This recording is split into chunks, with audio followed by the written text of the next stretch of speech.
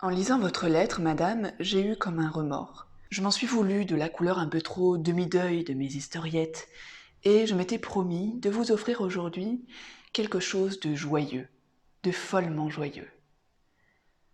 Pourquoi serais-je triste après tout? Je vis à 1000 lieues des brouillards parisiens sur une colline lumineuse, dans le pays des tambourins et du vin muscat. Autour de moi, tout n'est que soleil et musique. J'ai des orchestres de culs blancs, des orphéons de mésanges. Le matin, les courlis qui font courili, courili.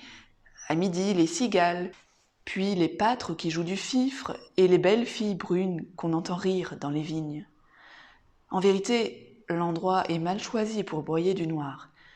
Je devrais plutôt expédier aux dames des poèmes couleur de rose et des pleins paniers de contes galants. Eh bien non, je suis encore trop près de Paris.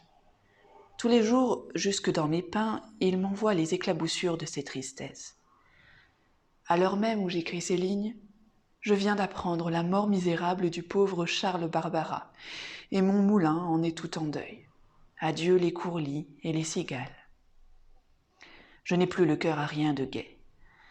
Voilà pourquoi, madame, au lieu du joli conte badin que je m'étais promis de vous faire, vous n'aurez encore aujourd'hui qu'une légende mélancolique. Il était une fois un homme qui avait une cervelle d'or. Oui, madame, une cervelle tout en or. Lorsqu'il vint au monde, les médecins pensaient que cet enfant ne vivrait pas, tant sa tête était lourde et son crâne démesuré. Il vécut cependant et grandit au soleil comme un beau plant d'olivier. Seulement, sa grosse tête l'entraînait toujours, et c'était pitié de le voir se cogner à tous les meubles en marchant. Il tombait souvent. Un jour, il roula du haut d'un perron et vint donner du front contre un degré de marbre, où son crâne sonna comme un lingot. On le crut mort, mais en le relevant, on ne lui trouva qu'une légère blessure, avec 2 ou 3 gouttelettes d'or caillées dans ses cheveux blonds. C'est ainsi que les parents apprirent que l'enfant avait une cervelle en or. La chose fut tenue secrète. Le pauvre petit lui-même ne se douta de rien. De temps en temps, il demandait pourquoi on ne le laissait plus courir devant la porte avec les garçonnets de la rue. « On vous volerait, mon beau trésor, » lui répondait sa mère. Alors le petit avait grand-peur d'être volé. Il retournait jouer tout seul, sans rien dire, et se trimballait lourdement d'une salle à l'autre. À 18 ans seulement, ses parents lui révélèrent le don monstrueux qu'il tenait du destin. Et, comme il l'avait élevé et nourri jusque-là, ils lui demandèrent en retour un peu de son or. L'enfant n'hésita pas.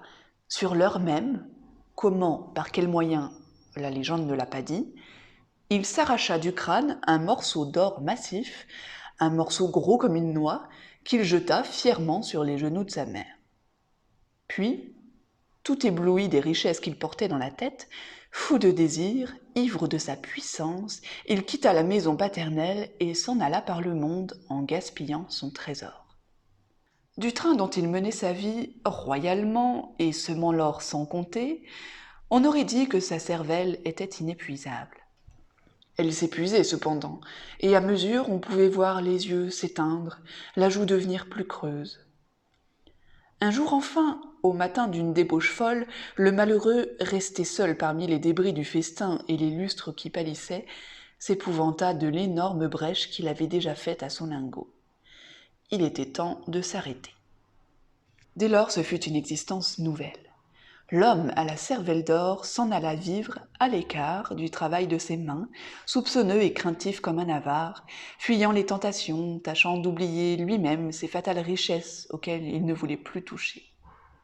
Par malheur, un ami l'avait suivi dans sa solitude, et cet ami connaissait son secret.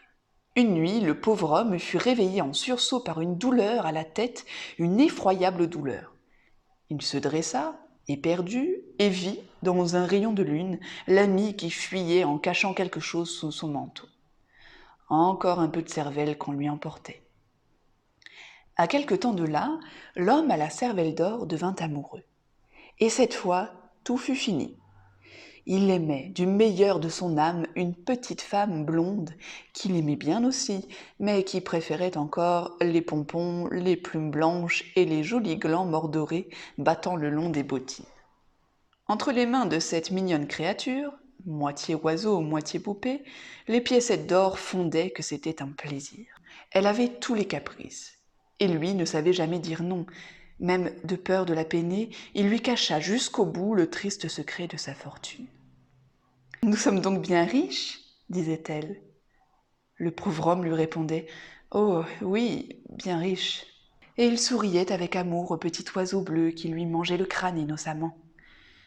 Quelquefois, cependant, la peur le prenait. Il avait des envies d'être avare. Mais alors la petite femme venait vers lui en sautillant et lui disait « Mon mari, qui êtes si riche, achetez-moi quelque chose de bien cher. » Et il lui achetait quelque chose de bien cher. Cela dura ainsi pendant 2 ans. Puis, un matin, la petite femme mourut, sans qu'on sût pourquoi, comme un oiseau. Le trésor touchait à sa fin. Avec ce qui lui restait, le veuf fit faire à sa chère morte un bel enterrement. Cloches à toute volée, lourds carrosses tendus de noir, chevaux empanachés, larmes d'argent dans le velours, rien ne lui parut trop beau. Que lui importait son or maintenant? Il en donna pour l'église, pour les porteurs, pour les revendeuses immortelles, il en donna partout sans marchandises. Aussi, en sortant du cimetière, il ne lui restait presque plus rien de cette cervelle merveilleuse, à peine quelques parcelles aux parois du crâne. Alors on le vit s'en aller dans les rues, l'air égaré, les mains en avant, trébuchant comme un homme ivre. Le soir, à l'heure où les bazars s'illuminent, il s'arrêta devant une large vitrine dans laquelle tout un fouillis d'étoiles et de parures reluisait aux lumières, et resta là longtemps, à regarder 2 bottines de satin bleu bordées de duvet de cygne. « Je sais quelqu'un à qui ces bottines feraient bien plaisir, » se disait-il en souriant. Et, ne se souvenant déjà plus que la petite femme était morte, il entra pour les acheter. Du fond de son arrière-boutique, la marchande entendit un grand cri. Elle accourut et recula de peur, en voyant un homme debout, qui s'accotait au comptoir, et il regardait douloureusement d'un air hébété. Il tenait d'une main les bottines bleues à bordure de cygne, et présentait l'autre main toute sanglante, avec des raclures d'or au bout des ongles. Telle est, madame, la légende de l'homme à la cervelle d'or. Malgré ses airs de conte fantastique, cette légende est vraie, d'un bout à l'autre. Il y a par le monde de pauvres gens qui sont condamnés à vivre avec leur cerveau et paient en belle leur faim avec leur moelle et leur substance, les moindres choses de la vie. C'est pour eux une douleur de chaque jour, et puis, quand ils sont las de souffrir,